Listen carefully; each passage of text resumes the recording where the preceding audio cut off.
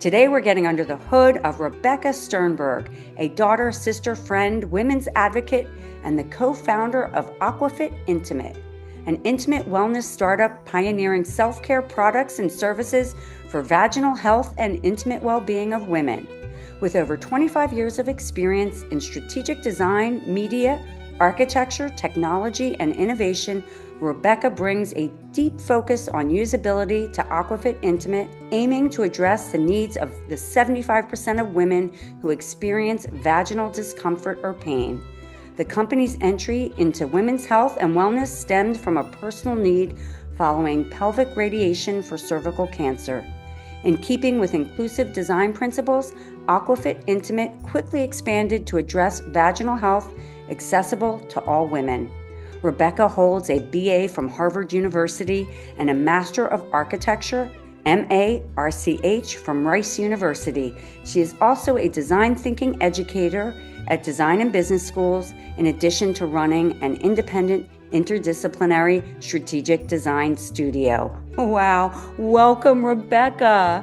I'm so excited to be here. That was a wonderful introduction, Elizabeth.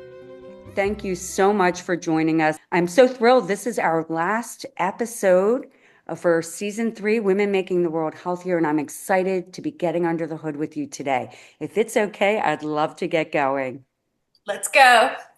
What was the inflection point that got you into this women's health and wellness space? Wow, this is actually such a laden question and so interesting, and I think so pivotal. I really didn't know very much about vaginal health. It was only when I became a patient, a false negative on my pap as I was going through fertility treatments. Only when I was diagnosed with cervical cancer did I suddenly realize that as an educated, proactive woman, I really didn't know very much about my vaginal health. I got really amazing care post mistake. So women, you need to double check your paps. And I didn't even know that that was important, right? That there could be a false negative or what it really meant. I got a lot of pelvic radiation for cervical cancer. Thankfully, it was an early stage.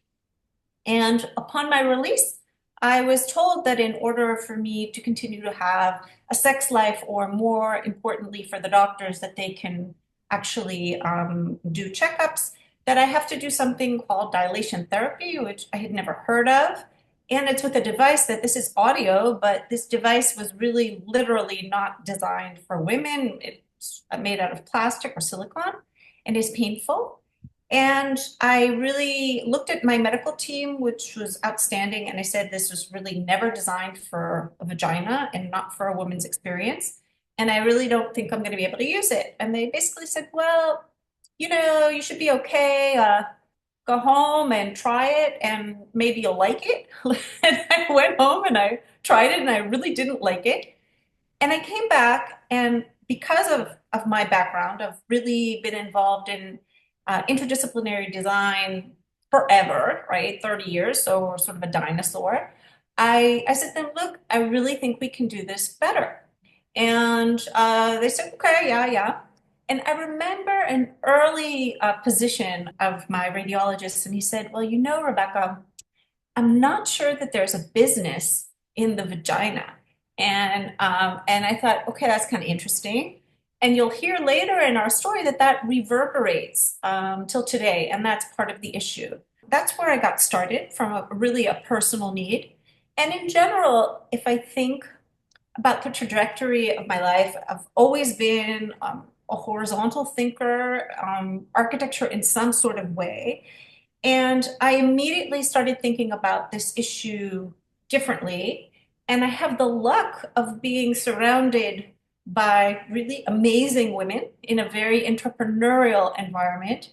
And so 2 of the partners in Aquafit, one, Varda, who I didn't know, but I was looking for a threesome for a triathlon, and she did the biking side. And then she was like, well, what are you up to? And I'm like, I'm thinking about this vaginal startup. And she's like, I'm in. And and the chemist, Vered, who's amazing. And I had met her as part of one of our clients, is a 3D printer, and she was in charge of the chemistry. And she had just made a little bit of money from their company, had an exit. And I said, well, can we enter into this space? But getting back to your question, I think, and this is going to touch on something that I think is important for all women to hear at all ages. But I think that we are uniquely situated to do women's health because we've experienced everything as women, either individually or through our close friends. We've experienced being young and attitudes towards our sexuality when we're young. And we experienced it in some of us giving birth, some of us not being able to give birth, cancer, and obviously menopause. And it was astounding to us that even we didn't know the things that we're now working on and focused on. So it is an inflection point, but it's an inflection point that also has to do with really the empowered side of being somebody who's been in this world for 30 years professionally. And we were able to actually leverage that and be innovators in a space because each of us comes with a lot of abilities. And I think that that's also not spoken about enough, right? About women as entrepreneurs, also in vaginal health or women's health, and also incorporating lived experience of women versus medical experience. So I think that this is a combination of all these things. Wow. Thank you for that. There's a lot to unpack there. I mean, what goes through my head, first of all, I'm sorry that you had to have that personal experience, but kudos to you. I celebrate the fact that you took that experience and created a business to support other women. It's really wonderful when you can give back that way. The other thing that just occurs to me, I have this vision. You're an architect or this interdisciplinary designer, and I'm thinking of the architecture of the vagina. At one point, we don't even understand it and know it. And then you create this product that understands the architecture of the vagina intimately, no pun intended there. And so I think that's really interesting. I think it would be helpful to share with the audience the experience you went through as a patient. I mean, yes, you ended up creating this business, but this is your first, foray, if you will, into women's health and to creating a business. What was that unmet need like? Describe what you went through. Really, really interesting. And I think I love your term, architecting the vagina, but it really is a design thinking attitude that says, well, how do I solve this? And how do I solve this both physically and also behaviorally for women? So I think you're spot on. It really is that kind of process of thinking. We really didn't start with this highfalutin business, and we discovered the business. And this is again comes back to design. And I really want to celebrate the importance of design for innovation, and not for the form of it, but from the ability to actually reconceptualize something very, very simple. And if you think about it, at some point in the history of humanity, there became a toothbrush and somebody had to invent it. And there became a toothpaste and somebody had to use that. And people don't need to understand oral health when they're brushing their teeth, but they're actually contributing to brushing their teeth to their oral health on a daily basis. And when I come back to what the experience was, well, first of all, it was a very humbling experience. I've been independent forever. I've been an entrepreneur since age 25. I'm part of the internet generation. So I was architecting software and media and landscapes and buildings and books. And this notion that you're suddenly moving from somebody independent to being a patient, sick, okay? And it's a very disruptive juncture. I mean, I was teaching a course at the university. I was experiencing unknown leakage or discharge, and I thought, oh, maybe I'm just getting old and I have, some leakage because I was 48 at the time. And I said, okay, I'll go to the HMO and I'll just get checked from a gyno-urologist. And that experience where he puts his hand into my vagina, and I'm going to be like too much information, and it comes out bloody. And he puts his head down and he says, Rebecca, you have to go get a biopsy. So suddenly in those 30 seconds, right, my mind was like, oh, what the fuck? I have cancer. This is so crazy. And I moved from a triathlete, all doer, to suddenly being somebody who's a cancer patient, right? This was like very abrupt. I also want to come back to the sisterhood issue because healthcare doesn't really guide you what you're supposed to do. And I picked up the phone to a really close friend and I said, can you just find me somebody in your network who is my age, who's healthy, who's been through this, so she can tell me what to do? And that 5-minute call saved my life and was part of my real desire to then give back post in recovery. She really guided me. She said, listen, this is what you have to do. And you have to go here and fill out this form work. And these are the difficulties you're going to have. And she saved my life, literally. Second thing is that the therapy itself is really also begins with how we need to be so proactive and understand also the caregivers. So I was a very easy patient in a way because I was very aware of what the staff around me is dealing with, the difficulty of being in a medical environment over time. But I was also very much in charge of understanding what was going on. And I also had incredible, incredible care. And what I mean by that is that the doctor, it so happened that I got the chief of radiology because everybody else was on leave for different reasons. And he immediately caught me, and we really had like everything I asked, I got an answer, and I felt really managed. And so that was really wonderful. And I also feel that till today, this team of people who cared for me they're also involved in Aquafit, but we've returned to them. And in fact, right when I finished my care, I went back to my doctor and I said, well, as a designer, you have 3 wishes. And he's like, oh, 3 wishes? What is it that I can ask for? And I said, you can ask for whatever you want. And I suggested 3, and we did all 3. The first was that I told him that the experience in the hospital was horrific in terms of wayfinding. And I made my way to the head of the hospital, and we created a wayfinding plan for the site. Second one was Aquafit, and third was that his department didn't have a website at the time. So it was a very part of my way of dealing with inability to sort of control outcomes is to actually be proactive in them. So in some ways, the Aquafit was the extension of this, but it was also an understanding that so little is known by us as women about our bodies. And I'm coming back to your comment about the architecture. And also, terminology is really mixed up about the vagina just because of so many taboos. I mean, I don't think we have so many taboos, again, cleaning our ears, brushing our teeth, eating a healthy diet, taking care of other parts. And when it comes to the vagina, you really see that even today, right, the technicality is that, well, what do I call it? Do I call it sexual wellness? Do I call it vaginal health? Is it intimate health? Is it wellness? And is it menopause?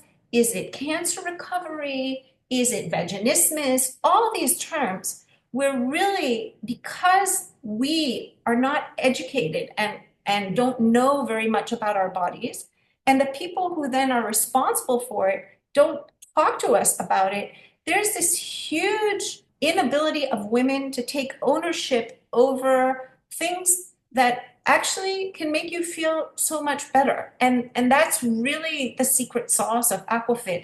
It's a product that was designed based on science and based on how the physiology, but it was really designed for how a woman can work with herself and connect herself, as awkward as that sounds, to her vagina because it exists, right? And I would say that until cervical cancer, this experience, how much did I really interact with my vagina? Yes, we menstruate, and so we have some sort of either we're using a tampon or a cup or pads. We have sex, so it's central to our pleasure.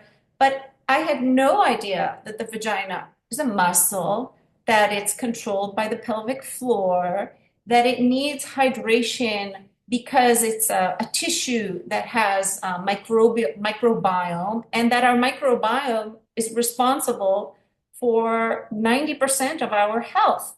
So all of these things require some innovation that makes it simple to interact with the vagina and pain-free and with yourself. And then the understanding of it can come through. And I think that that's basically what we did. We built a new interface for a woman to care for one, two, or three of the needs of her vaginal health, which is either the muscle, it has an issue, the hydration or the vaginal environment, and the microbial environment. And what's so interesting about that is that it does require acquiescing that this is a multi-dimensional organ and space. The medical approach to the vagina is very much about disease and is actually broken into different disciplines. And the other thing is that our vagina changes a lot throughout our lifetime, which is very, very rare for other organs or our wellness. Vaginal health is completely impacted by estrogen. When we're young, we have a lot of estrogen. And then as we go through midlife and reproductive age, it's shifting downwards. And we, you, I, and the other two co-founders, we're the first generation of women to live 30 years of our lives without estrogen. So yeah, that was a little bit of a whirlwind. When I encapsulate it in my mind is we started with what the experience was like. Suddenly you go in for this exam and you find out that you have cancer and you're on this whirlwind of a journey as a patient. The other thing I think that's very interesting is the simplification of vaginal health, which is what you do in the product you've created. And I think it's worth talking about. So here you are, an entrepreneur. What's interesting to me is not just the science of it, because the one thing that you didn't say in the three things you were saying with sexual health and vaginal health is the mental side of it. Uh-huh. Because if our mind isn't in a good place, the sexual health isn't going to be in a good place. But what I wanted to say about this was the science, the design, and then the human experience. And so can you talk a little bit about what was going through your head as you looked at wayfinding this? How's that? Wow, that's a great question. So first of all, like every innovation, we didn't know. I mean, we really started from left field, right? It was either I use something that's plastic or I use something that I can use. And it was really through, and I love this focus of yours on lived experience. I mean, I'll get a little bit into so many stories, interesting stories about how we got this up. But a moment before, when we already had a product or a prototype, we didn't know that this is going to be central to vaginal health.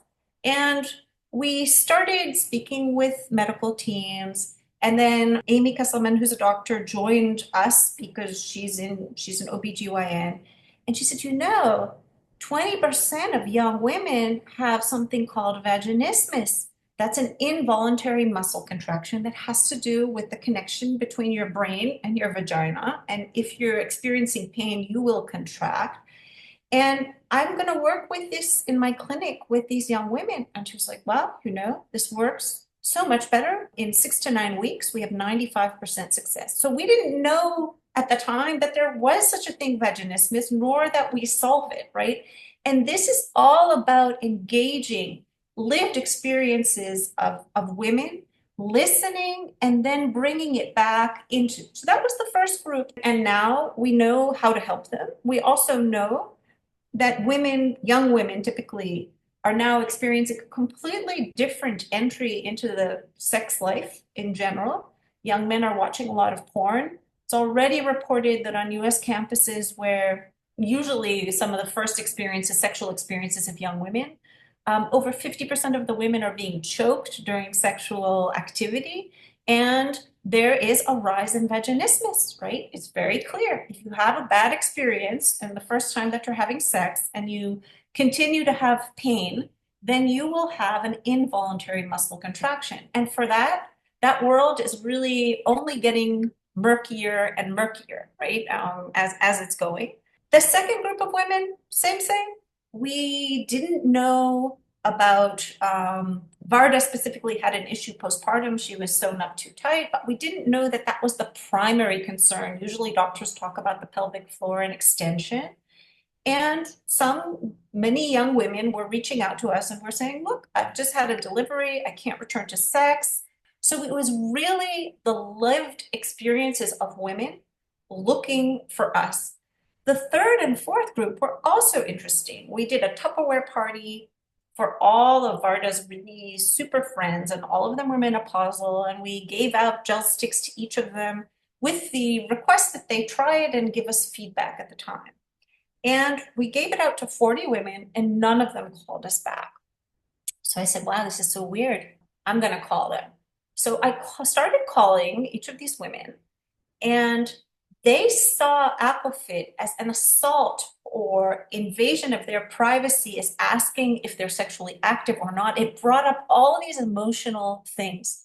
And suddenly we realized that indeed, when you speak about vaginal health for women who are older and are faced with issues of changes in vaginal health, pain, dryness, atrophy, they really don't want to talk about it directly. They want to talk about, is it a UTI? Is it a little dryness?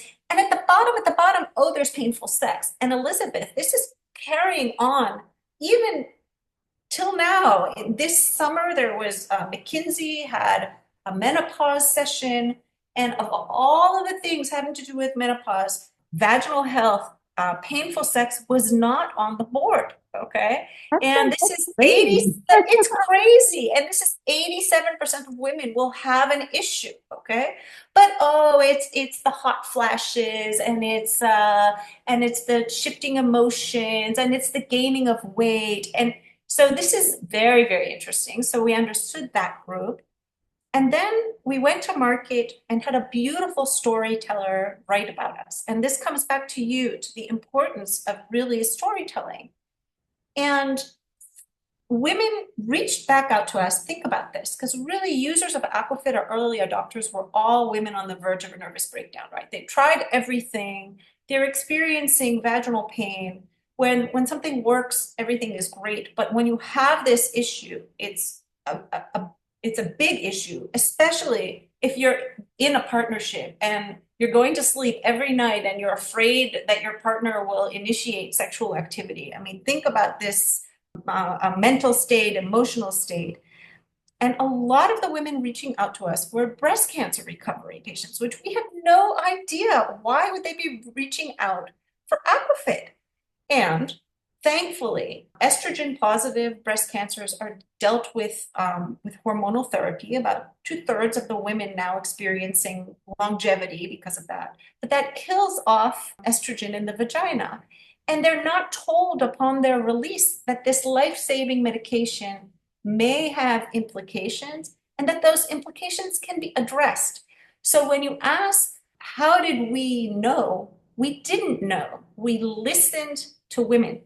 And at some point when we were listening to these women, we started understanding the connection between different kinds of conditions that have to do with different ages and with different levels of estrogen, and that all of them can be addressed by some combination of working with the muscle, working with hydration, and working with the microbial environment. So we didn't go out to market understanding this fully, but I want to say also on this, and this really comes back, it's not a eureka as much as I've made hundreds of products in my life.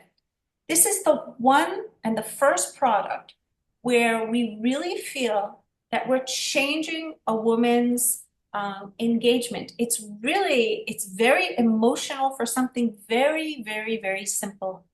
And we do that through conversations. And the conversations, I would say, are 90% of the onboarding, right? And this is critical because there are no products out there, if we think about it, on the shelf at CVS, even when you're given something from a doctor, where you have a conversation around it. And this is where we're also understanding what transformations have to be done for women's health for general health, of course, but for women's health in the conversational space. And that's why I call what we're doing an interface. It is a physical product. It has a patent. It's won awards for its physicality, for all of its mechanical side. But if we didn't have these conversations, we would never be able to actually get it to market, because we also knew the financing of the company is also shoestring, shoestring, shoestring. I sued the HMO for my false negative on my PAP. So I also learned very early how much the world appreciates, my life, right? Not very much. It wasn't a lot of money, but it was enough to get us started. We got 2 government grants, and we got a grant from the Case for Her, which are really an amazing, smart, and pro-women, everything having to do with women's health, and in very small sums of money. And when we won the Procter and Gamble Award, right when we went out to market, all of the VCs locally who knew me from my previous lives. So one of them calls me up and he's like, Rebecca, such an amazing presentation. Come to my office. And I think that he was really basically shocked because this is audio. The gel stick looks like a dildo made out of a hydrogel. And you work it by almost, the best way to instruct it is to actually use it with your hand. So he's like, Rebecca, how did you give a hand job in a in a pitch? And I was like, that was not a hand job, right? And this is so interesting, right? Because everybody comes to this from preconceptions. Literally, the hydrogel is technology very similar to contact lenses. It doesn't have ingredients that maybe a cucumber doesn't have, maybe. And we see that in different instances, even if you go into a doctor's office, there will be a doctor who just won't touch it because of this contextualization that it is for vaginal health. And the vagina is a sexual organ. It's so fucked up, right? It's really interesting. And then he says to me, after I'm there, he says to me, oh, beautiful presentation. And he says, Rebecca, let's see. We all have vaginas all of our lives. It's 51% of the population. Don't you think that's a market? And he says to me, Rebecca, sexual dysfunction for men is $1 billion business, but for women, it's a risk. And at the time, I was fuming, fuming, fuming. And I have to say that 3 years later, 3 years in, we've been out to market for 3 years. From a business perspective, he was probably right. And this is something that I'm putting out here for women, right? For women. If the market doesn't value our intimate wellness and our sexual health because of our behavior, because they don't know anything about it. They don't have vaginas. They live beside vaginas sometimes, but they don't really communicate with the owner of that vagina, their wives or partners, as to the intimacy issues, even if they've gone through all these issues with them, be they painful penetration, be they postpartum, be they cancer, God forbid, or menopause. And so this is ours. This is ours to do, to educate, to fund, to understand. And it doesn't have to be a deep understanding scientifically. It has to be an understanding that this is something, an organ, a very important part of our health that we need to address. And this comes back to what I was opening with, that this issue of, well, menopause, let's title it, because it's not really talking about something sexual, right? And I'm also very torn about that, by the way. I think that menopause is a very early stage of our age, right? 50, we're still really young and 100% capable. And so putting this under this sort of umbrella of this being, something that's a complete, needs to be treated medically, et cetera, which again, it's not, I don't want to get into the debate of hormones or not, but I think that this issue of women and women's health really starts with women and women's wellness and what they can do for themselves, because the medical world is all about disease and they do a good job with disease. And we need to do a good job with our wellness and our ongoing health. And this is a different car. It's running on different fuel. And most of us don't know anything about it, and most of us actually don't want to until there's a problem. And this is where we come in, less on the product and more on the social connection. I think what you're suggesting is that women up until now haven't really felt comfortable having these open conversations about vaginal health. You know, women, it's time to give voice to our vaginas, and it's okay. Guess what? It's Right, okay.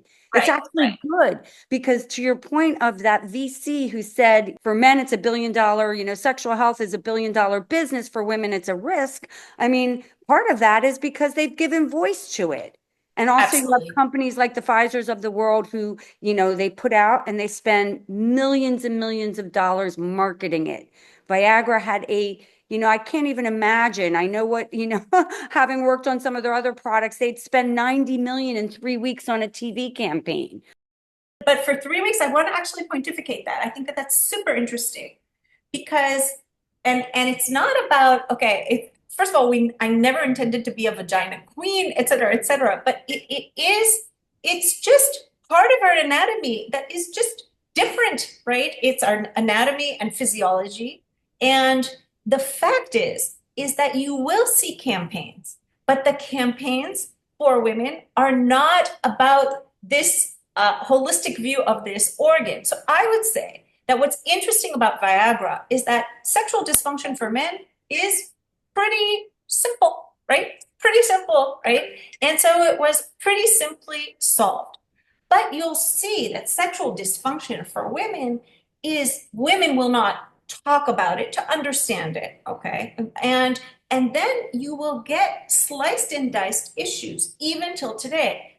You'll see a pelvic floor therapist, I'm not going to name any, but okay, that a leading startup, that their website doesn't mention the word vagina, right? It's like pee down there, pain, episiotomy. Where's all this happening from? Right?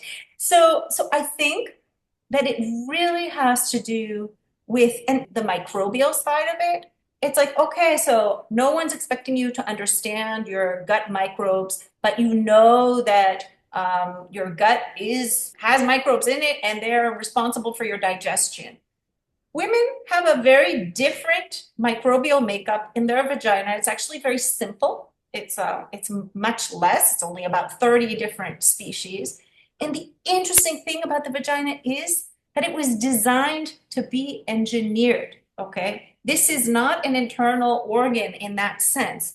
And so the beauty of actually just acquiescing that this is something that can be modulated, that this is something that can be engaged and engaged by you with the right things, is really acquiescing the totality of it, right? It's not, okay, I'm going to say vagina 10 times and that will counter the penis, penis, penis, penis. It's acquiescing that we have a different anatomy and that we have a different physiology and that we have a different microbial environment and that we also have a different hormonal system. And you can't fix one without fixing the other.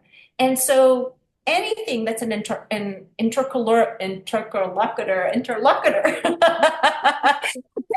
for that is really what we're doing. And we're always surprised by being seen either from both sides of the spectrum. I really think that we live in an era in which sort of the two edges are coming together, the overly sort of conservative into not talking about how things are, right? How they are, what they are, how they work, how you can engage them.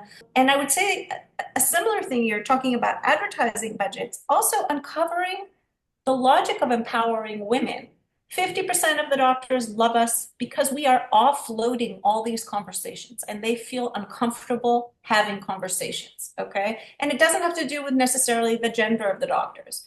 I would say that 90% of the reasons women go to the gynecologist have to do with pain. It could be microbial infections. It could be other things. And only 40% of doctors actually ask about, sexual health. So that's a huge gap. So 50% are happy to say you offload this conversation and you deal with it. I don't want to hear it. Okay, which is also interesting. And the other side is, why should a woman work with herself and maybe not come to me so I diagnose her, right? That's the self-care. If I prevent an infection, then yes, I will not be going for a BV to the doctor, or I will not have a yeast infection, or I will not have pain, et cetera, et cetera. And this is part of the same issue that a woman is not in full ownership of her body, especially her vaginal health. And the only things in vaginal health that are getting money is reproductive health, right? Because this is a joint mission. So all of the money going into IVF, et cetera, et cetera. And in recent years, which I also think is interesting, a lot of testing.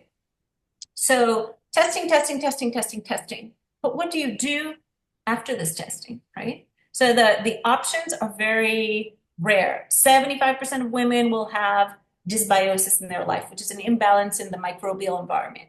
Science right now has only two things to do for that. Antibiotics, which will work in the short term, but when a doctor gives that out, he or she knows that it will recur in 8 weeks because it's killing off the microbiome, and so it's not replenishing.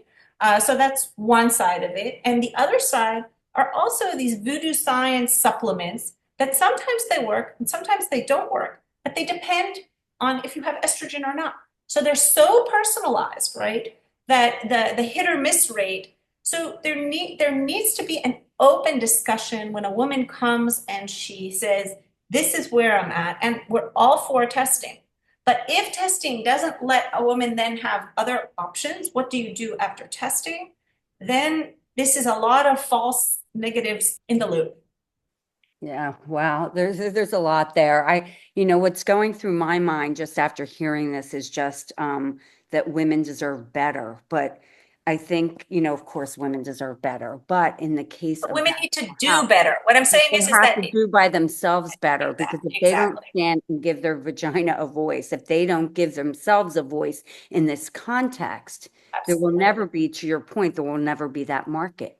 If they absolutely, stay within, they don't talk about it, they don't get the help they need, and they don't recognize the problem that way. They just live with it.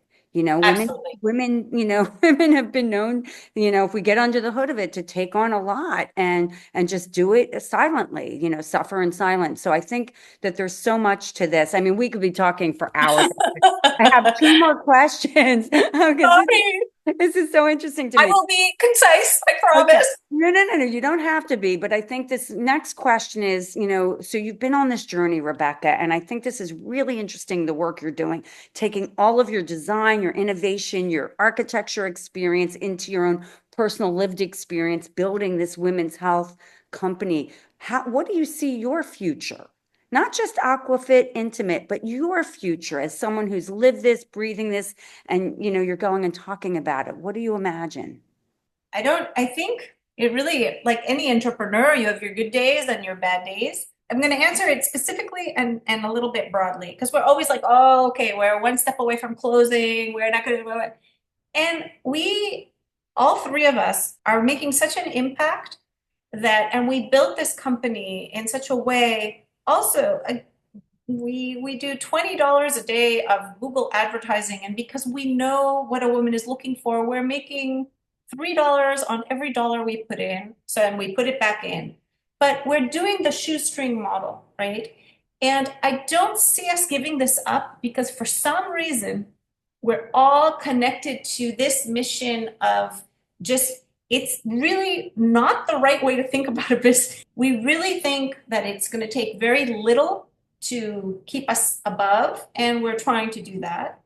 But within that, when we think super big, first of all, that VC was incorrect about it's not being a good business, right? In fact, actually, the US is a little bit problematic on this because they work the insurance model. But we're seeing all of them, actually, many of them are women-led. If you look at Everly Health, it's an amazing initiative from home testing all the way to women's health. She started it on a shoestring. She is doing women's health, telehealth, incredible. I would say Hims and Hers is also started out as something very esoteric. And then if you look at the sort of medical side of telehealth, et cetera, for me in particular, we're recently I started working with Judy. She's a young sophomore. She's keeping me awake at night at Duke. She is a computer scientist and an electrical engineer. And we started looking into how language learning models, LLM, conversational interfaces are dealing with women's issues. And this started because I copy pasted content from our website into ChatGPT, and ChatGPT responded, "Really, I'm really sorry, I don't want to talk about that." And so I went through, then I went to Gemini, and then I went to even Pi, which is supposed to be an emotional intelligence, and all of them responded. And this is for a technical explanation. I don't want to talk about that. So we've started developing a conversational interface that is not the LLM itself, the language learning model, but really models, in many ways, it's close to a lot of the things that you're touching, how we speak to women. And we're training it to speak to these women about their issues. And if you ask me, I think that this is the next challenge that is very, very interesting to me. It's really about how can we create interfaces that are digital for information and they're conversational, exactly to the point that you were saying that a woman doesn't report something, et cetera, et cetera. It's also a challenge in general. Technically, I'm curious about that, and we're working on that pretty much as the near future. The journey of an entrepreneur is not linear and it's up and down and sideways. I know myself. However, you're on a mission and you have built something really beautiful, something that really solves an unmet need and a problem for women. So it will be successful. We'll just take time. So It, I have it one. may Yeah, it may or may not, but I think that and this is also another thing. I don't think that women should be women in entrepreneurship. And so I think that it needs to be defined, right? I agree. I agree Yeah. with you. I mean, we could Right. go on about that. I mean, I guess, I'm going to ask the last question because we do have somewhat of a format, but that's an interesting subject. Women should not be, women are entrepreneurs, period. It doesn't matter what the Exactly. gender is. So it shouldn't, Exactly. there shouldn't be we should make a gender, like there should be no gap. It should be, there I couldn't no agree more. discrimination, which is kind of unfortunate. But you know what, Rebecca? This has been a brilliant conversation. You are doing interesting things, and I have thoroughly enjoyed what you've talked about. Likewise. This is a platform for you today to give a message to women of all ages, of all backgrounds, of all cultures. What do you want to leave them with? I think it's really, if you're experiencing pain and if you're experiencing vaginal issues, it really is something most of the time very, very solvable. And you should talk about it. You should talk about it, either get care or self-care or go and seek help. And I would also come back to the entrepreneurship side. I think that women are fabulous entrepreneurs. We're natural multitaskers. And I think that as we age, we actually become better entrepreneurs. I think that when I was young, I was so highfalutin that I really didn't see processes. And I think that if you want to venture and you can venture in women's health, it's an incredible space to be in. This has been a wonderful conversation around women's health and vaginal health. Thank you so much for getting under the hood with me today, Thank Rebecca. you so much for having me in the last minute of 2025, 2024, which has been a horrible year. So let's Got to let's get better, and it's got to it's get gonna better. get better, although it probably won't so quickly. So thank you for your platform and your work and your generosity, and it's been a pleasure to be here. Amazing. We are woman. Thanks for listening to Under the Sisterhood. If you haven't already, please give us a quick rating and review on Apple or Spotify. And make sure to follow us on Instagram, Facebook, YouTube, and LinkedIn so you can hear from more amazing women. This podcast is created and hosted by Under the Sisterhood LLC and Elizabeth Elfenbein, produced by Elizabeth Elfenbein and Matt Butler, and edited by Matt Butler. The music is by Ayla Schaefer. Her song, Rose.